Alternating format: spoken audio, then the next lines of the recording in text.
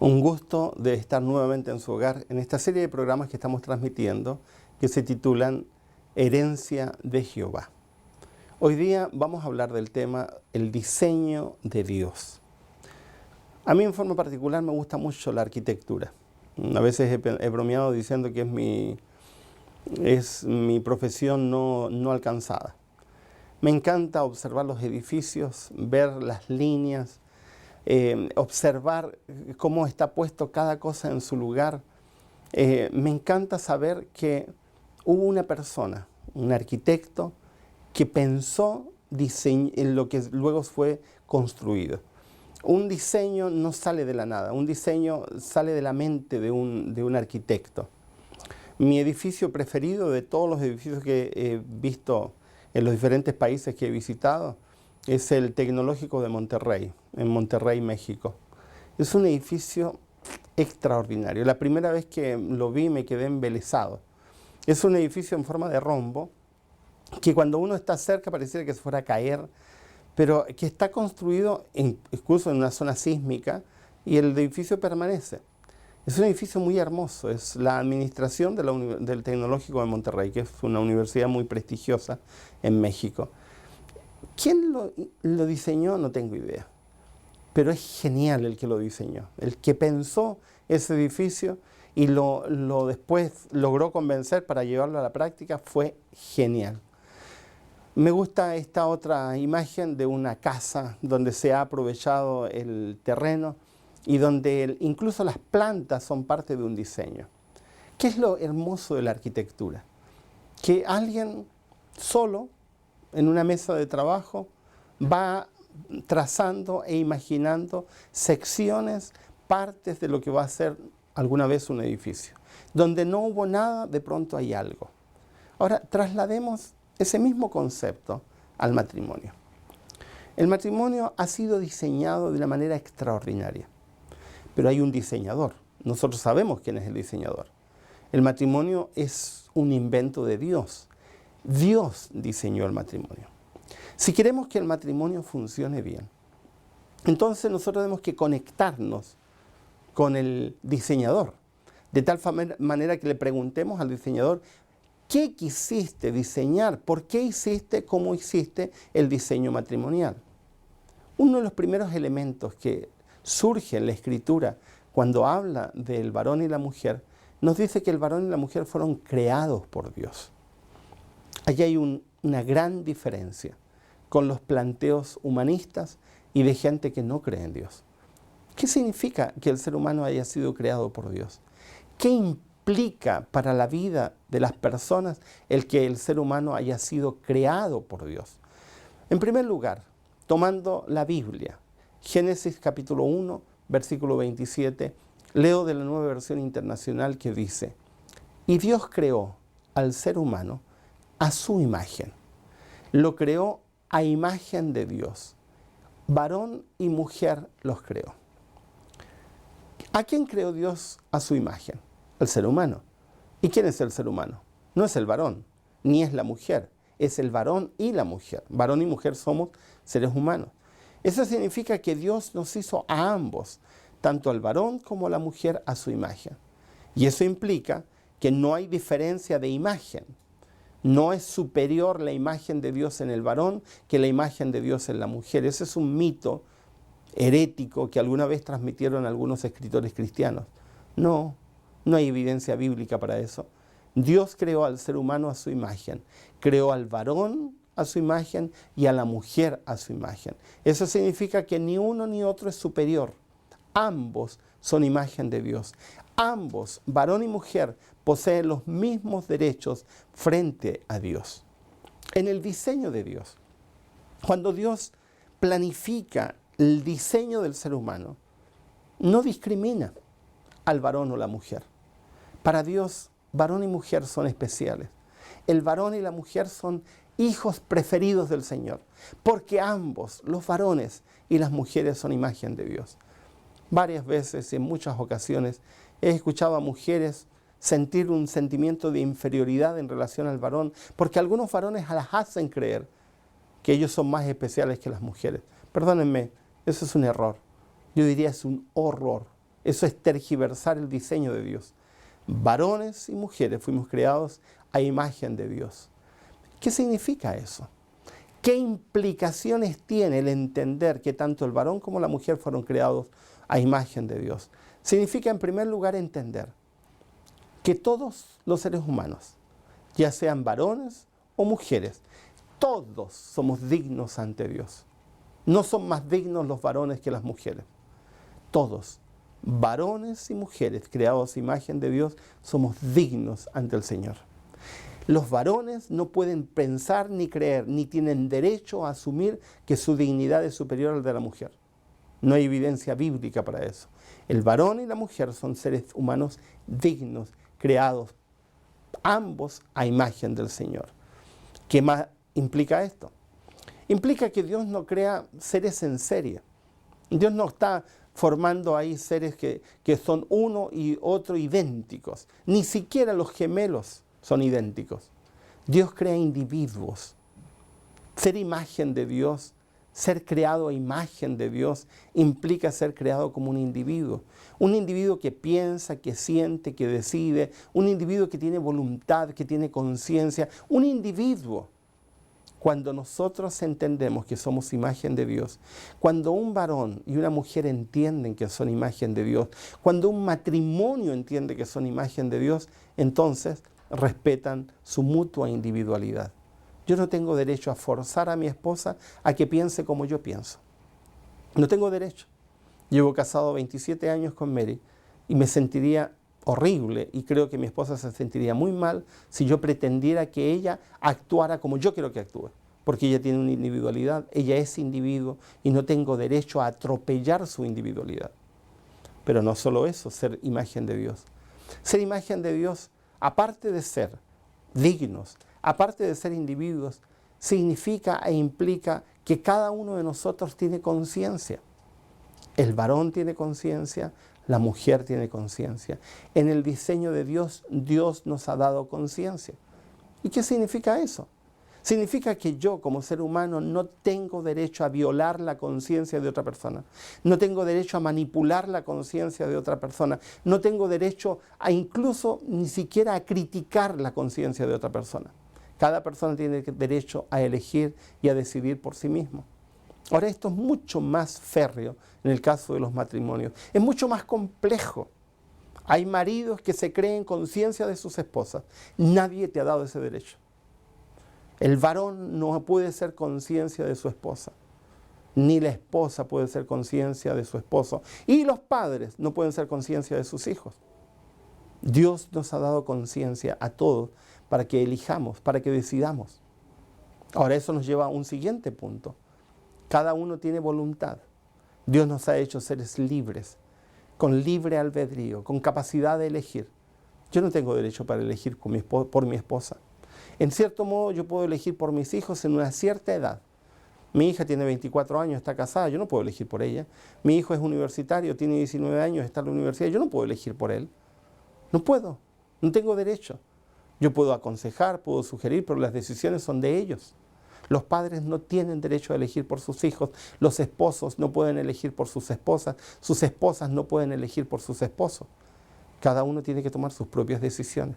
Nos guste o no nos guste, Dios nos creó, ese es su diseño. Cuando Dios nos hace a su imagen, nos hace seres dignos, nos hace seres con individualidad, nos hace seres con conciencia, nos hace seres con voluntad. Pero la Biblia no acaba allí. La Biblia agrega un siguiente elemento. En Génesis capítulo 1, versículo 28, el texto bíblico dice, y los bendijo. Y pongan atención, el texto bíblico dice claramente, los bendijo. ¿A quién bendice el Señor? ¿Bendice al varón? ¿Bendice a la mujer?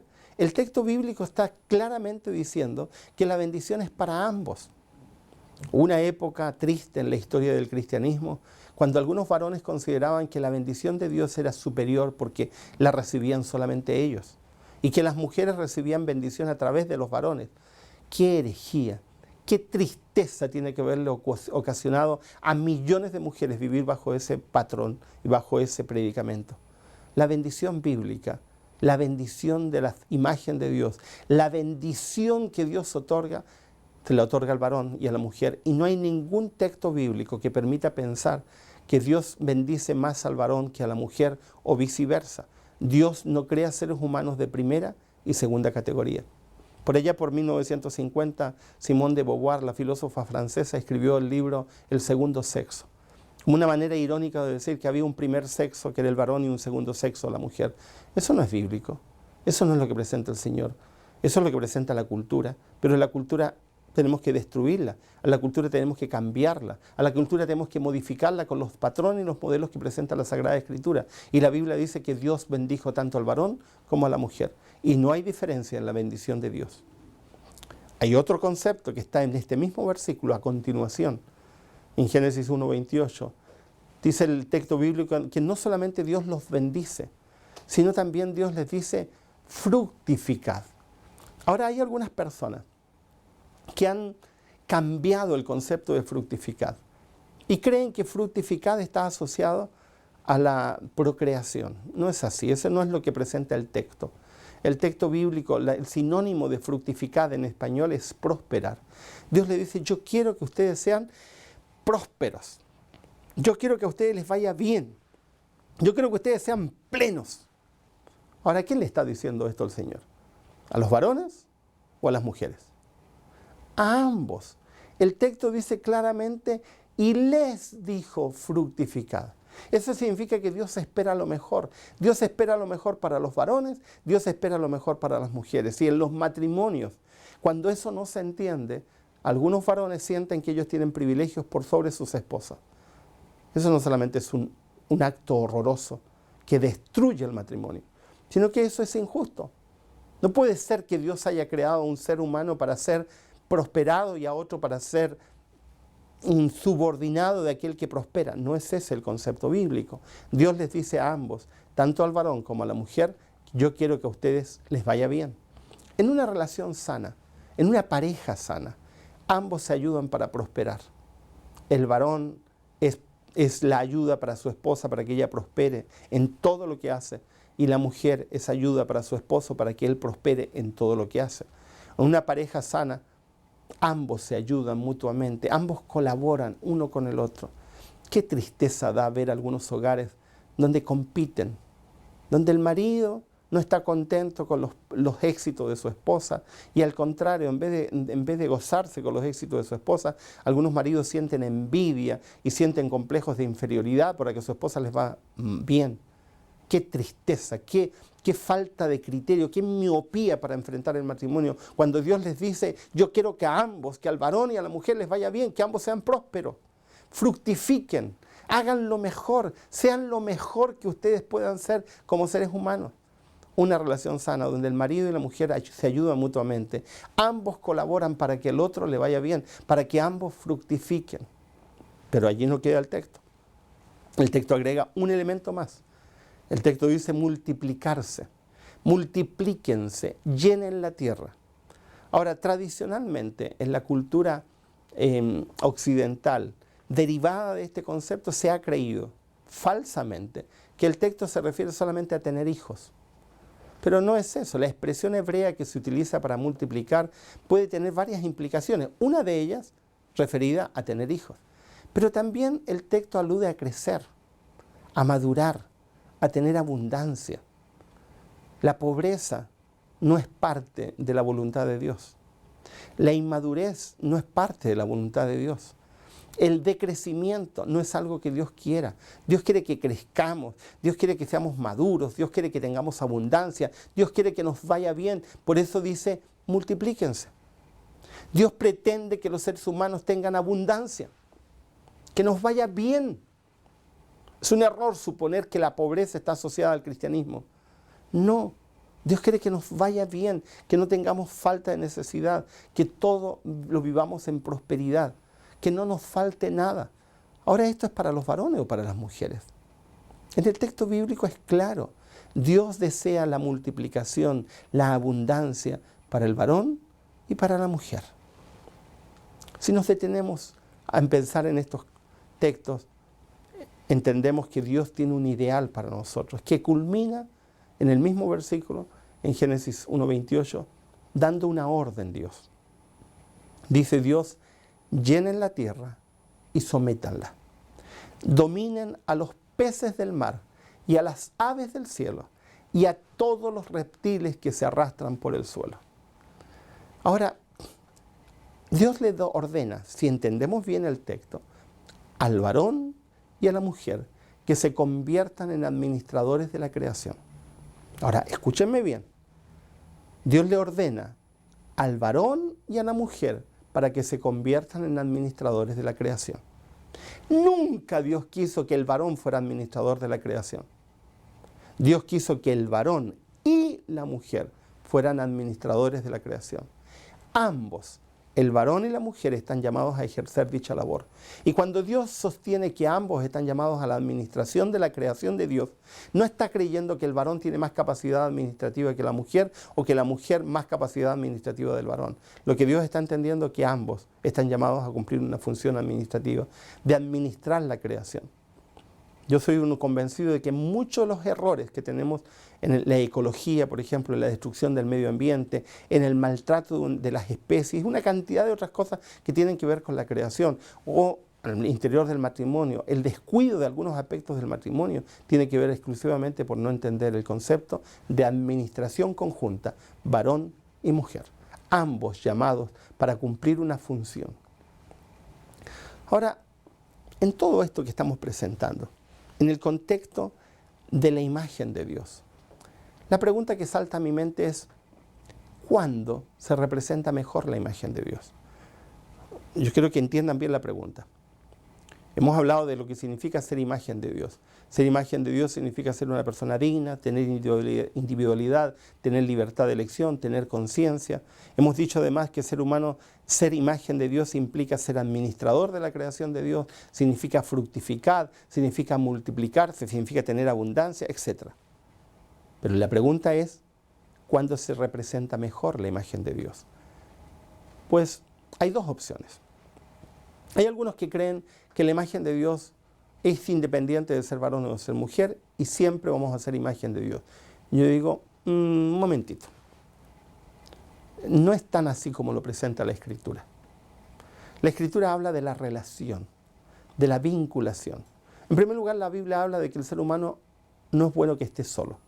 Y eso se refiere al varón y a la mujer. Ahora, ¿por qué el ser humano no es bueno que esté solo? Y si hay algún soltero escuchando, perdóneme que voy a decirlo de esta forma, y no quiero ofender ni quiero maltratar a nadie, simplemente quiero señalar una verdad. Si la Biblia dice que no es bueno que el ser humano esté solo, está pensando de que los seres humanos solos de alguna manera van a estar desequilibrados. Y Dios pretende equilibrio. ¿Y cuándo se consigue el equilibrio?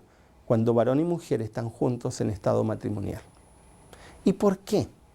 Porque cuando varón y mujer están juntos en el estado matrimonial, están representando mejor la imagen de Dios, por una simple razón. Yo soy varón, pienso como varón, cada aspecto de mi vida es de varón, cada célula de mi cuerpo es de varón, y mi esposa igual. Pero yo represento una mitad de la humanidad. Tengo un criterio para tratar las cosas que corresponde a criterios de varón. Muchas veces me sorprendo con los criterios de mi esposa, que de pronto sale con algunas ideas y digo, no me había dado cuenta. Estudiamos la Biblia, por ejemplo, y Mary sale con algunas ideas y digo, yo no lo había leído. Y es la misma Biblia, es la misma situación, y ella ve aspectos que yo no veo, y viceversa. ¿Por qué? Porque ella es mujer y yo soy varón. Ahora, en la relación del varón y la mujer, en el estado matrimonial, completamos la imagen de Dios. ¿Y por qué completamos la imagen de Dios? Porque varones y mujeres fuimos creados a la imagen de Dios, pero el varón solo no puede representar plenamente la imagen de Dios, así como la mujer sola tampoco puede representar plenamente la imagen de Dios. Solo el varón y la mujer representan la imagen de Dios en términos completos cuando ambos están en estado matrimonial. Ahora, quiero aclarar bien esta idea porque puede hacer que alguna persona se sorprenda o se asuste. Y yo no quiero que se asuste, quiero que entienda. La Biblia presenta a Dios como varón o como mujer. Quiero que entre esa idea en sus mentes. La Biblia presenta a Dios como varón o como mujer. Seguramente algunos que tienen una tendencia sexista van a decir, no, la Biblia dice que Dios es varón. Sí, hay muchas imágenes que representan a Dios como varón. Dios es el juez, Dios es el general, Dios es el sacerdote, etc. Pero hay otras imágenes que no podemos obviar en la Escritura. Dios, dice Salmo 91, es la gallina que protege a sus polluelos debajo de sus alas. Dios, dice el profeta Oseas, siente dolores de parto por el pueblo. Dios, dice Jesucristo en el libro de Lucas, es la mujer que pierde una dracma en la casa y tiene que salir a buscarla. Dios es el águila que protege a sus aguiluchos. Todas esas imágenes son imágenes femeninas, no masculinas. Así que si leemos la Biblia con cuidado, en la Biblia están presentes imágenes femeninas e imágenes masculinas para Dios. ¿Qué nos está diciendo? Que Dios es mucho más que lo femenino y es mucho más que lo masculino. Dios no cabe en lo femenino ni cabe en lo masculino solamente. Por lo tanto, el varón no puede representar plenamente a Dios. La mujer tampoco. Representamos parcialmente a Dios. Y Dios nos planeó así. Cuando ingresamos a una relación de pareja, una relación matrimonial, ¿qué hacemos? Construimos, reconstruimos plenamente la imagen de Dios, tanto como varones como mujeres. Al formar una pareja, por lo tanto, completamos la imagen de Dios en nosotros. Podemos percibir aspectos de Dios que no podríamos percibir solamente como varones. Necesitamos el complemento de la mujer. Ahora, esto es muy serio, porque esto le da una dimensión al matrimonio que es una dimensión extraordinariamente seria. Si no se entiende esto, no se le da importancia al vínculo matrimonial. Cuando estoy buscando a alguien con el cual me voy a casar, cuando estoy compartiendo mi vida en un matrimonio, estoy completando la imagen de Dios en mi vida. Si pretendo unirme a una persona no cristiana, a una persona que no tiene a Dios en su corazón, entonces, ¿cómo podré completar la imagen de Dios? Si esa persona no le está permitiendo a Dios ser parte de su vida. Cuando yo estoy buscando a alguien para formar una pareja, estoy buscando a alguien que me va a ayudar a completar la imagen de Dios, y en ese ayudarme a completar la imagen de Dios me va a dar la posibilidad de tener una percepción de Dios que nunca podría tener de otra forma. Eso es parte del diseño de Dios. Así nos hizo Dios. No nos hizo como seres individuales, que fuéramos seres que no necesitáramos a nadie más. Nos hizo como seres sexuados. Y Dios nos dice, no es bueno que el ser humano esté solo. Le haré una ayuda para que lo complemente. El varón y la mujer fueron llamados para ser complementos uno de otro. ¿Cuál es la gran lección de esto? Dios ha hecho un diseño. Ese diseño no fue invento humano. No fue como dice Engel en El origen de la familia, de que fue una cuestión de ensayo y error. Y como han dicho otros autores, que la familia simplemente surgió por ensayo y error, en un proceso evolutivo de siglos. No es así. La familia es un invento de Dios. El matrimonio es un invento de Dios. Y Dios lo diseñó. Dios nos diseñó a imagen y semejanza de Él, para que en nuestra vida matrimonial, en nuestra familia, lo representáramos como personas dignas, como personas individuales, como personas con conciencia, personas con voluntad, llamados a fructificar, llamados a multiplicarnos, llamados a someter, a administrar la creación de Dios. Eso Dios se lo dio a los varones y a las mujeres. En el estado matrimonial podemos representar mejor la imagen de Dios. Así que, querido oyente, seas varón o seas mujer, estés soltero o estés casado, yo quiero hacerte reflexionar en lo siguiente al finalizar este programa. Tu esposa representa el aspecto femenino de la imagen de Dios. Cuando tú te estás uniendo a tu esposa, estás teniendo la oportunidad de verificar, de vislumbrar algo de Dios que no podrías vislumbrarlo solo como varón. Por lo tanto, es el estado matrimonial, por eso que es sagrado, por eso que es tan importante, porque de alguna manera nos vincula con un aspecto de Dios que solo los varones no podríamos descubrir. Y a la inversa, una mujer sola no puede vislumbrar plenamente a Dios, a menos que tenga la posibilidad de vincularse con un varón en estado matrimonial que te va a permitir vislumbrar aspectos de Dios que de otra manera no tendrías forma de vislumbrar. Padres, sus hijos fueron creados a imagen de Dios. Sus hijos no son a imagen suya, a imagen de ustedes. Fueron creados a imagen de Dios.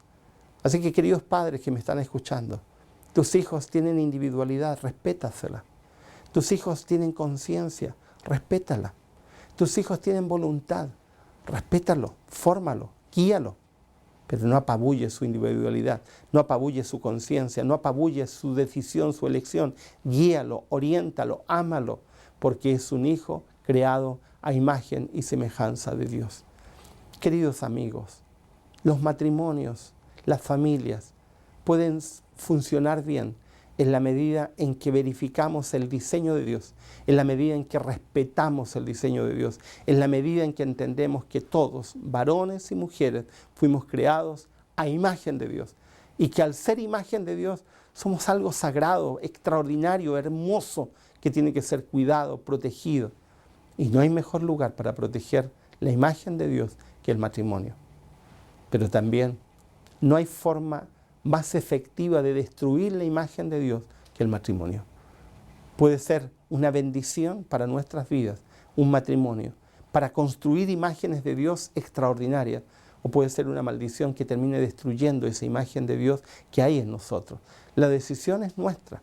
Dios no nos impone. Así que tú decides qué caminos quieres tomar. ¿El camino de la bendición o el camino de la maldición? ¿El camino del respeto, el camino de la dignidad, el camino de entender que otro ser humano tiene derecho a su individualidad, tiene derecho a su conciencia, tiene derecho a su libertad? Entender que Dios llamó a los varones y a las mujeres para ser prósperos, para fructificar. Ese es un camino. Si entiendes ese camino, entonces vas a traer a tu hogar bendición. Va a ser un hogar fructífero, va a ser un hogar que va a prosperar, va a ser un hogar que va a tener abundancia, abundancia de paz, abundancia de cariño, abundancia.